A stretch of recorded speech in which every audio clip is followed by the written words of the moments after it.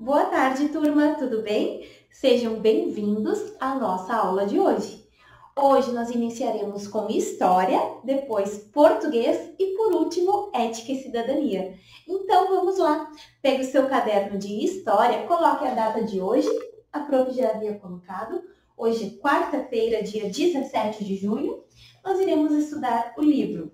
Então, vamos lá. Você pode dar um pause no vídeo para escrever a rotina de hoje.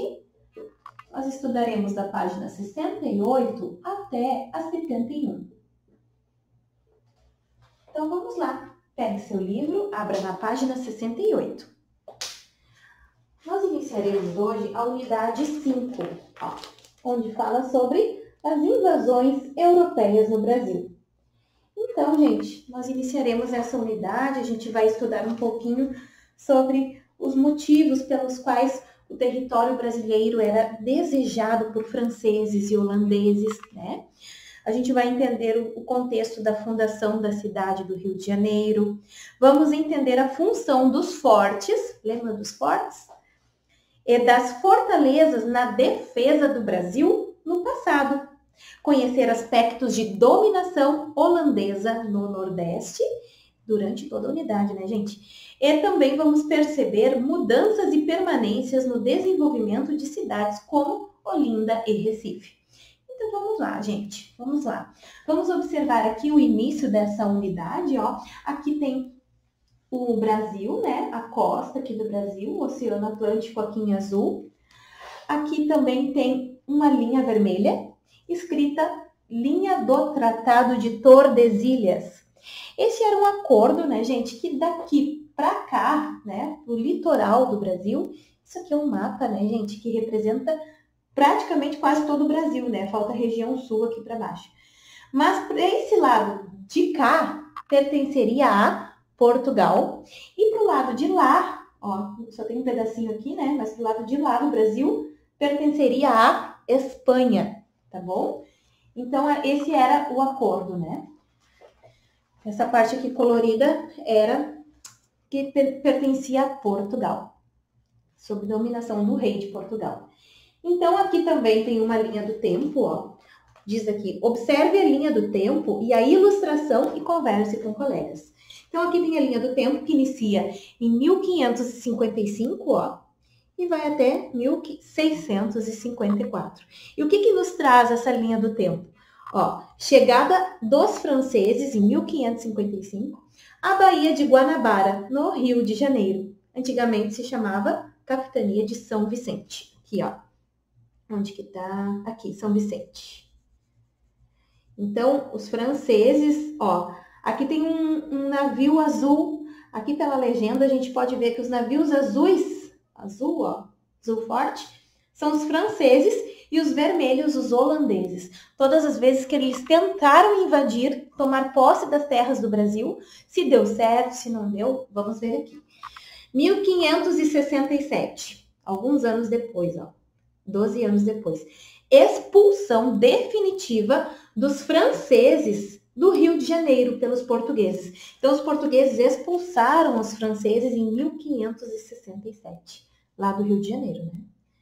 Daí, alguns anos depois, em 1612, 5 anos depois, os franceses retornaram. Ó, eles foram expulsos, depois eles chegaram novamente em 1612, 5 anos depois, ao norte e ao nordeste, com destaque para o Maranhão. Olha lá, ó. Então, os franceses, que são os navios azuis, ó, aqui na legenda, ó, eles chegaram lá, ó, no Maranhão. Então, eles foram expulsos aqui do Rio de Janeiro pelos portugueses e 5 anos depois eles voltam, mas eles voltam lá para o Nordeste, aqui, ó. Então, eles chegaram lá no Maranhão, os franceses. Depois, em 1615, expulsão depois de novo, expulsão dos franceses da região do Maranhão por tropas portuguesas. 1624, tentativa frustrada dos holandeses de invadir o litoral de Salvador. Olha, os vermelhinhos, ó.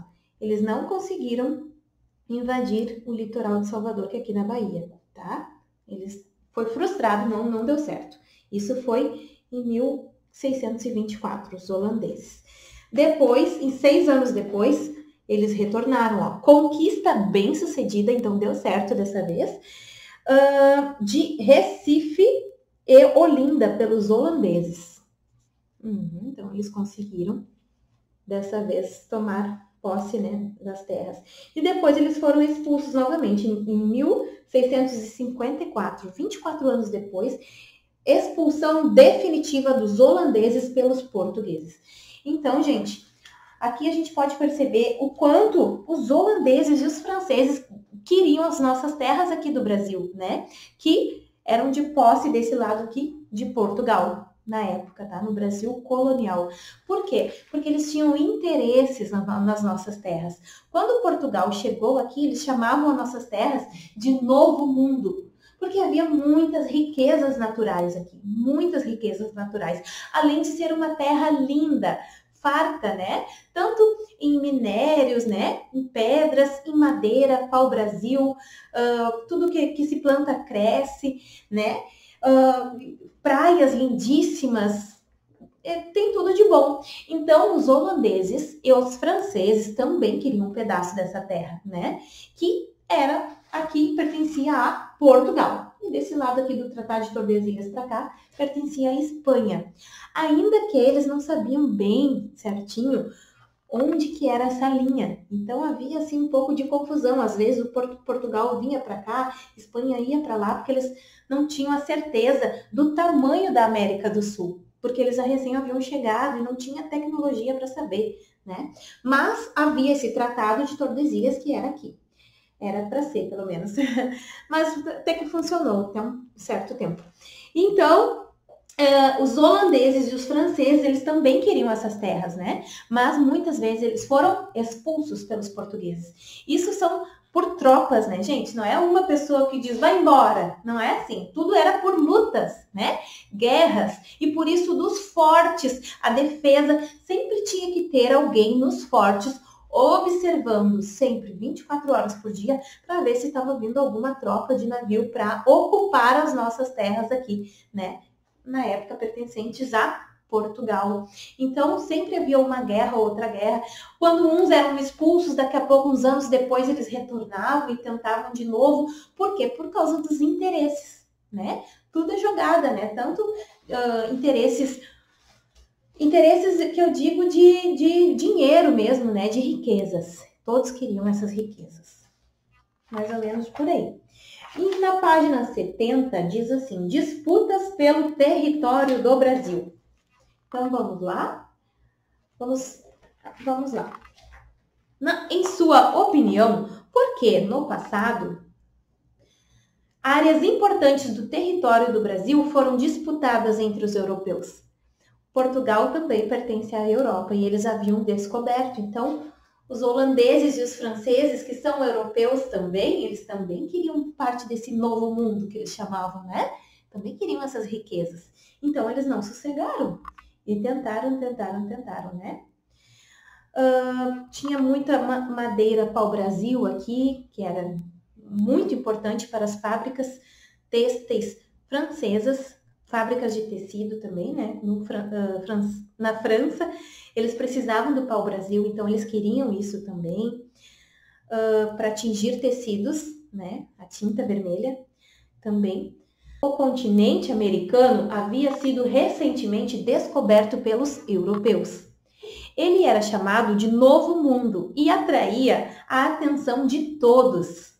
Portugueses, espanhóis, franceses e holandeses queriam dominar a região recém-descoberta. Como vimos, os portugueses chegaram em 1500 ao sul do atual estado da Bahia, 1500, né? E tomaram posse do território em nome do rei de Portugal. Em 1555, olha só, 55 anos depois, os franceses chegaram à Baía de Guanabara, lá no Rio de Janeiro, os franceses, e se fixaram em uma ilha que ficou conhecida como Ilha de Villegagnon. Lá organizaram um pequeno povoado e construíram um forte para proteger o local, os franceses. O objetivo era dar início a uma colônia que seria chamada de França Antártica. Assim, Como os portugueses, eles planejavam comercializar o pau-brasil. Naquele período, a madeira dessa árvore era a principal riqueza do território do Brasil. Anos mais tarde, em 1612, os franceses chegaram à costa norte do Brasil e fundaram o Forte de São Luís, é o segundo forte, também localizado em uma ilha. Ao redor dele surgiu um povoado que daria origem à atual cidade de São Luís, capital do estado do Maranhão. Aqui então tem uma imagem de São Luís, fundada pelos franceses. Mas foi recuperada, a cidade de São Luís, então, ela foi fundada pelos franceses, mas foi recuperada e colonizada pelos portugueses. Os sobrados azulejados, com azulejos, são uma forte marca cultural da ocupação portuguesa na região. Hoje, o Centro Histórico de São Luís é considerado Patrimônio da Humanidade. Essa foto aqui é de 2017. Então, vamos lá, continuar os estudos sobre o nosso país. A fundação da cidade do Rio de Janeiro. Aqui embaixo, gente. Os portugueses expulsaram os franceses do Rio de Janeiro em 1567. Tudo através de guerras, né, gente? Lutas. Pouco mais de 10 anos após sua chegada. Para isso, tiveram que negociar com os Tupinambá e os Tupiniquim, nações indígenas que apoiavam os franceses no Brasil.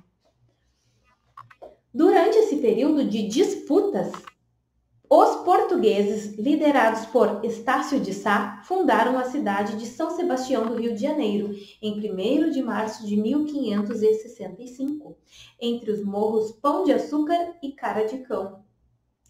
Essa foi a segunda cidade fundada no Brasil depois de Salvador, primeira capital do país. Olha lá, aqui tem então um desenho, Os portugueses fundaram a cidade de São Sebastião do Rio de Janeiro. E olha só, mural que representa a fundação da cidade de São Sebastião do Rio de Janeiro aqui. O mural está na igreja de São Sebastião dos Frades. Frades é padres, tá? Caputinhos. À direita, em foto de 2015. O primeiro templo, aqui é o primeiro templo fundado por Estácio de Sá. Era bastante rústico, feito de pau a pique e coberto de palha. Continuando então aqui, gente. Segundo estudiosos, a vida cotidiana na cidade era simples e modesta. Durante a noite, o carioca, que é aquele que mora no Rio de Janeiro, tinha o seu sono embalado pelo cri-cri dos grilos e o coachar dos sapos nos pântanos. Bem diferente do que é hoje, né? Às vezes, uma coruja ou um mexer-se no mato de bicho maior. Na aurora, quando o sol vinha, né? Tocavam os sinos da Sé, acordando a todos. E ainda de casa ouviam os gritos na rua. Hi! Os índios, com vasos enormes apoiados na cabeça, anunciando em sua língua a água que traziam. Quem podia pagava para encher um panelão, que serviria para lavar as mãos, o rosto, beber e cozinhar almoço e jantar do dia. Número 1. Responda as questões no caderno. Letra A. Pergunta assim. Por que os franceses tentaram se instalar no Brasil? Por que será? Uma sugestão de resposta é assim. Para explorar o pau-brasil e dar início a uma colônia francesa no Brasil. Então, o pau-brasil era muito rico, né?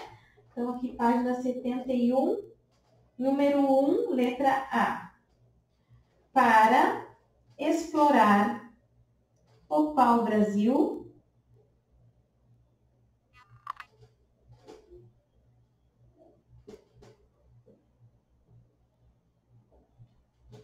e dar início a uma colônia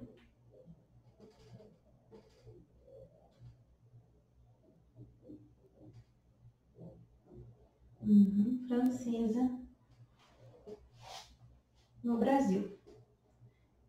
Essa é uma sugestão de resposta e que está correta, tá? O pau-brasil, gente, é uma madeira da árvore que era uma riqueza aqui do Brasil, porque as indústrias francesas precisavam dessa matéria-prima aqui. Por isso o interesse tão grande em tomar posse aqui nas terras do Brasil. B. Que estratégia os portugueses usaram para expulsar os franceses do Rio de Janeiro? Então, a letra B, uma sugestão de resposta é assim.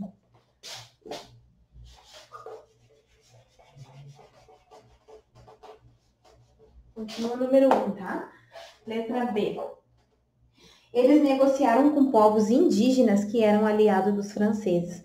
Então, como os índios protegiam os franceses, né? Porque os franceses davam coisas boas para os índios, eles negociaram, eles chegaram nos índios e falaram, olha, a gente pode dar muito mais para vocês do que os franceses dão. A gente pode dar muita melhoria de vida para vocês, outras riquezas que eles não têm. Então, assim, eles conseguiram o apoio dos índios e conseguiram expulsar através de lutas, né, disputas. Então, assim, isso aqui é no caderno, tá, gente? Negociaram com os indígenas, com os povos indígenas. Essa foi a estratégia deles.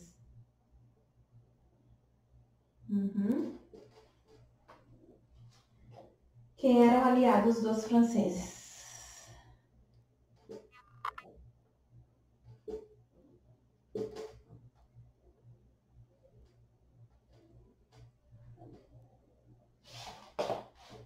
Muito bem.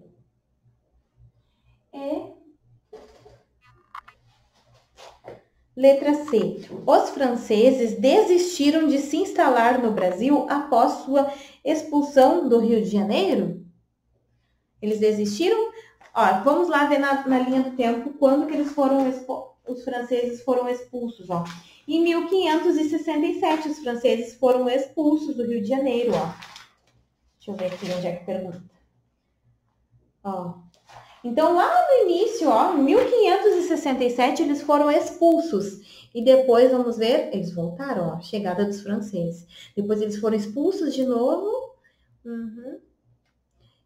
Ó. Então, daí, eles foram expulsos do Rio de Janeiro, depois eles voltaram, mas lá para cima, lá para o Maranhão.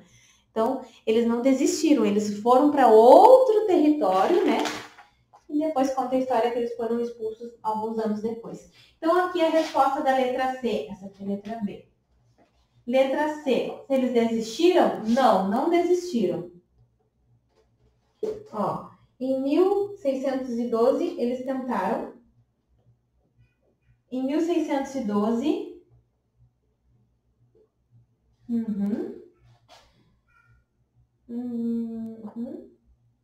Eles retornaram, só que na costa norte. Costa norte é lá em cima.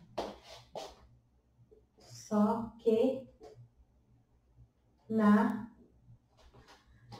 costa norte. Atual cidade do Maranhão. Onde fundaram a cidade de São Luís. É lá no Maranhão, mas ó, onde fundaram, foram eles que fundaram, os franceses.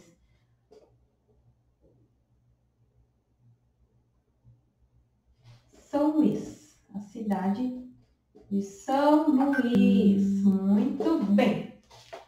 Então, essa aqui, letra A, letra B e letra C.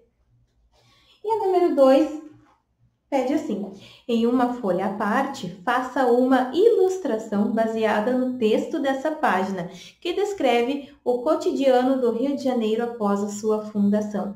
Então, aqui, ó, era uma vida simples e modesta. Você pode desenhar no próprio caderno mesmo, como você acha que era essa vida simples e modesta na cidade do Rio de Janeiro, que hoje é uma cidade, uma metrópole muito grande, né? Com muita gente, com trem, com pontos turísticos, com muito comércio, muitos carros, mas já foi uma cidade pacata, né? Simples, modesta. Então, aqui nesse trecho, fala um pouquinho sobre esse cotidiano que você deve desenhar, pode ser em seu caderno, tá bom, gente? Bom trabalho, então. Super beijo da prof. Agora vamos para português. Páginas 123 e 124 de português. Você pode dar um pause no vídeo para tentar copiar algumas sugestões de respostas, né? Da página 71 de História.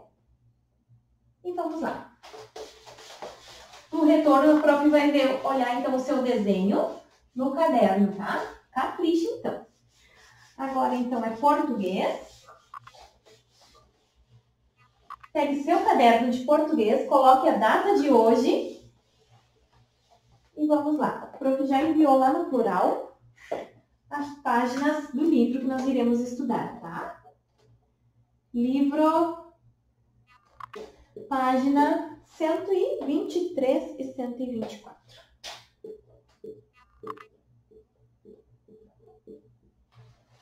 Você pode dar um pause no vídeo para copiar. Vamos continuar, então, estudando o que a gente começou ontem sobre o Pedro Bandeira. Olha ali ele agora adulto. A gente viu a foto dele pequenininho aqui na biografia, né? E agora ele é adulto assim. Bem simpático. Então, vamos lá. Página 123, número 3. Continuando os exercícios. Diz assim. Releia o texto e sublinhe as datas que aparecem nele. Então, todas as datas que aparecem lá na biografia do Pedro Bandeira, você deve sublinhar. Então, vamos ver aqui. 1, 2, 3, 4, 5, 6, 7, 8, 9, 10. São 10 aqui, tá, gente? 3, 4, 5, 6, 7, 8, 9, 10. Anos, né? Quando aparece ano, você deve sublinhar. Ou mês, ou dia também. O que é possível observar quanto à ordem das datas apresentadas? Converse com os colegas e professor. Aparece uma ordem cronológica, né, gente? Da mais antiga para a mais recente. Então, começou lá no início, quando ele nasceu, em 1942, até 1984, né, quando ele começou a publicar seus livros. Número 4. Então, ordem cronológica, da mais antiga para a mais recente. Número 4. No texto, a quem se refere as expressões parceiro do grande dramaturgo Plínio Marcos, autor de literatura juvenil e especialista em letramento? De quem que eles estão falando? Do próprio Pedro Bandeira, né, gente? Referem-se ao escritor Pedro Bandeira. 5. Releia este trecho do texto. Trabalhou em televisão em 1963 como apresentador de programas dirigidos para jovens.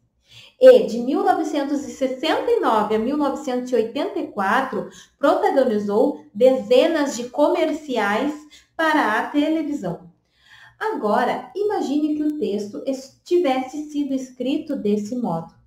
Trabalhei em televisão em 1963 como apresentador de programas dirigidos para jovens e, de 1969 a 1984, protagonizei dezenas de comerciais para a televisão. Qual a diferença sobre quem relatou ou teria relatado os acontecimentos em cada um desses trechos? O que você acha? É a mesma coisa que estão informando, só que aqui alguém está falando dele, né? É a biografia dele. E aqui é ele próprio que está falando, né? Aqui está em primeira pessoa, eu. Então aqui, como é ele que está falando, é uma autobiografia. E quando é outra pessoa que está falando sobre a vida dele, é uma biografia. Muito bem. B. Que palavras fizeram você perceber essas diferenças? As palavras trabalhou e trabalhei. Ó, a letra B para você colocar aqui, ó. As palavras trabalhou. Aqui é outra pessoa que está falando dele, né? Trabalhei. Então, ele trabalhou. Eu trabalhei. Aqui é a terceira pessoa, né? Eu, tu, ele. ele trabalhou. E aqui é eu trabalhei. Aqui é primeira pessoa e aqui é terceira pessoa. E também as palavras protagonizou. Vocês sabem o que é protagonizar? Protagonizou. É quando tu é o mais importante de uma novela, né? Ou de um livro. O protagonista é aquele que é o principal. Protagonizou, protagonizei. Uma palavra difícil, né? Protagonizei. Então, aqui ele falando dele mesmo, primeira pessoa. E aqui outra pessoa falando dele, que é terceira pessoa. Então, essas palavras nos permitem ver quando que é uma autobiografia e quando que é uma biografia. Página 124. Observe algumas palavras usadas no texto. Nasceu, mudou-se, cursou, dedicou-se, trabalhou, protagonizou, começou e fez. O que essas palavras indicam sobre a vida de Pedro Bandeira? Indicam, então, número 6, ó. Indicam ações ou acontecimentos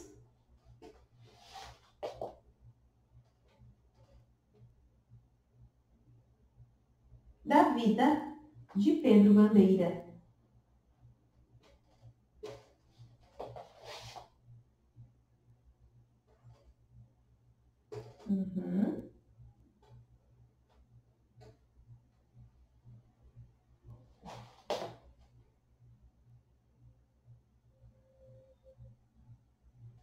Ok, gente.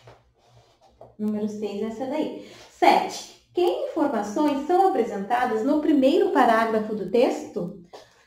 Então, é data e local de nascimento, cidade para onde se mudou, o curso e a universidade em que estudou. Então, você pode escrever assim: data e local de nascimento, cidade para onde se mudou e o curso e a universidade em que estudou. Número 8. O texto apresentou as informações que você esperava encontrar nele? Converse com os colegas e o professor. Essa resposta é pessoal, tá? O que você acha? O texto trouxe o que você esperava encontrar nele? Número 8. Bloco de notas. Biografia. Complete o texto sobre biografias usando as palavras do quadro abaixo. Então, tem as palavras vida, local, nome, data e outra. Então, você deve encaixar essas palavras aqui nesse texto, ó. Uma biografia apresenta informações sobre de uma pessoa. Os acontecimentos são relatados por pessoa e geralmente são apresentados em uma sequência temporal, né? Do acontecimento mais antigo para o mais recente, uma ordem cronológica. Em uma biografia são informados dados importantes como completo, tal e tal de nascimento, principais atividades realizadas. Então, gente, português é até aqui. Vocês podem completar os exercícios com atenção e super beijo da prof. Pode dar um pause no vídeo. E agora nós iremos seguir para Ética e Cidadania. Pegue o seu caderno de Ética e Cidadania, que é um caderno pequeno, e vamos colocar a data de hoje.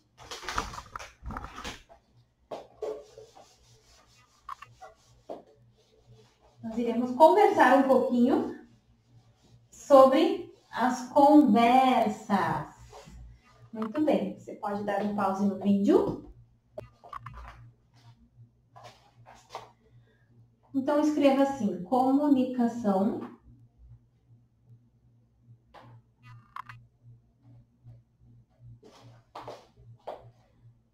no seu caderno de ética. Comunicação / respeito. Ah, prof, como assim comunicação e respeito? Então, gente, quando nós... Pode largar agora o lápis, pode dar um pause no vídeo e olhando para cá. Quando nós conversamos com alguém, tá? Principalmente quando estamos conversando com os mais velhos, é importante que a gente não fique só nós falando, daí a outra pessoa vai falar, e já vai conversando. Não, gente. Quando a gente está conversando com alguém, o silêncio é muito importante, porque a gente precisa dar espaço para a pessoa poder falar também. E quando a gente sabe escutar, quando a gente sabe fazer silêncio e prestar atenção no que o outro está falando, isso é um sinal de respeito.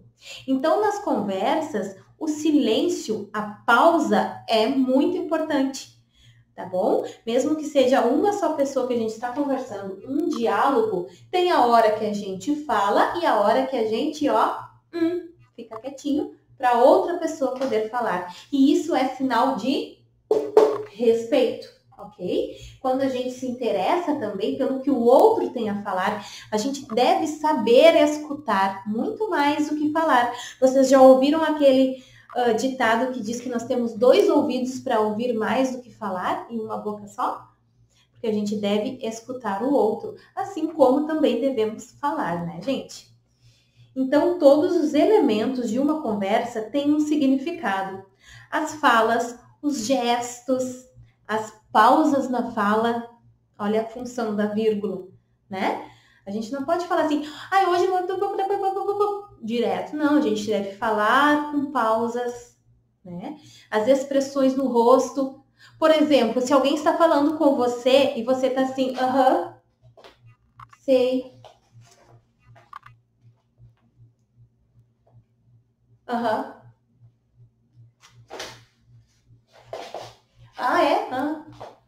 Gente, por favor, né? A pessoa tá vendo que você não está prestando atenção nela. Então, os gestos, né? As expressões no rosto. Se a pessoa está falando uma coisa triste e você está prestando atenção, você não vai ficar assim, que show, que legal. Não, né? Você deve prestar atenção e cuidar da expressão do seu rosto. Se é uma coisa feliz, se a pessoa, poxa vida, eu passei no vestibular, eu vou cursar faculdade. Não, né? Você deve vibrar com essa pessoa. Poxa, que legal, meus parabéns! Que joia! Que legal, você vai conseguir. Então, você deve cuidar as expressões do rosto, os gestos, as pausas, as falas, as expressões do rosto, né? Que demonstram se você tem apreço pelaquela pessoa, se você se preocupa com ela, está interessado também no que ela tem a dizer, né? Está prestando atenção no que ela está dizendo. E até mesmo os momentos de silêncio são muito importantes.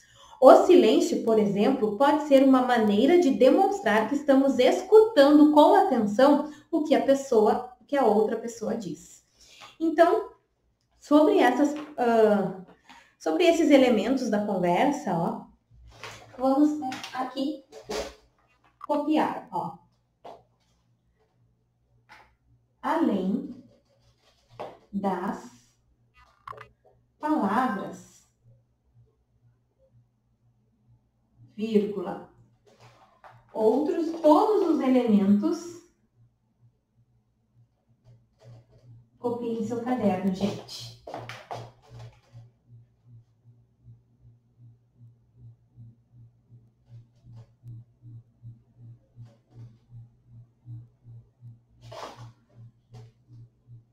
Todos os elementos de uma conversa têm um significado.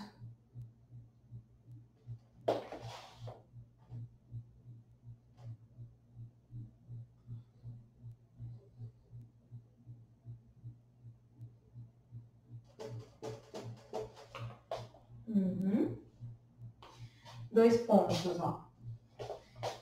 As falas, vírgula, os gestos, vírgula, as pausas na fala, tá, gente? Vírgula, as expressões no rosto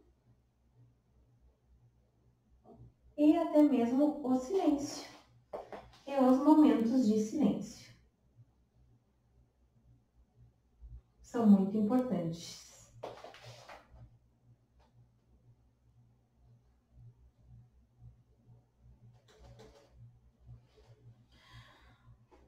silêncio, então aqui é uma maneira de demonstrar que você está escutando com atenção o que a outra pessoa diz. Então você pode dar um pause no vídeo para copiar esse mini textinho e você deve responder 2 perguntas. Letra A.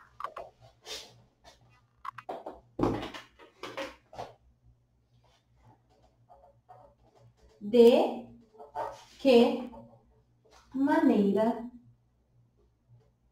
podemos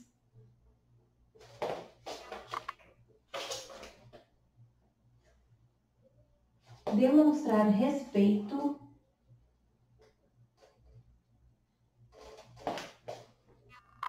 em uma conversa?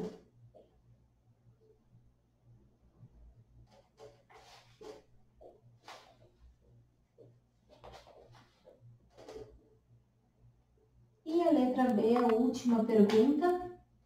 Então, como você acha que a gente pode demonstrar respeito em uma conversa? Vou apagar aqui pra gente prestando atenção no que a outra pessoa diz, né, gente? Olhando nos olhos, né? E a última pergunta é, na sua opinião,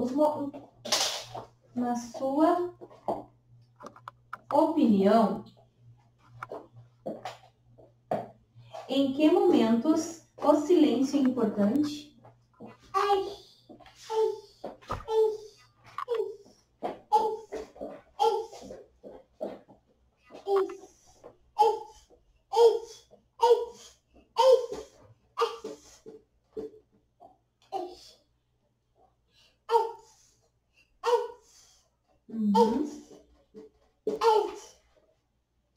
Então, gente, aqui, ó. Letra A, como podemos demonstrar respeito nas conversas, né? Em uma conversa. E a letra B, na sua opinião, em que momentos o silêncio é importante, né? Na conversa, é muito importante o silêncio. Eu já conheci muitas pessoas que não sabem que essa parte é importante, ó, o silêncio.